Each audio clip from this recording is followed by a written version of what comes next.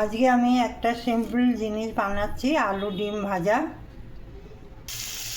2 চামচে বড় চামচে 2 চামচে তেল দিয়ে আলুটা দিয়ে দিয়েছি। একটু হলুদ, একটু নুন দিয়ে দিচ্ছি। আলুটা ভালো করে ভেজে নিয়ে তুলে নিয়েছি। এবার ওই তেলেই পেঁয়াজ আর লঙ্কা একটু ভেজে নেব।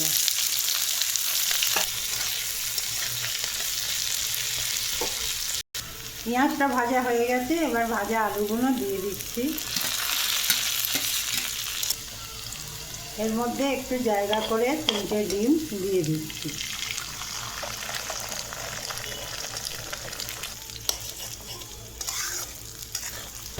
ডিমটা ভালো করে ভেজে নিয়েছি। আমার আলু ডিম ভাজা রেডি।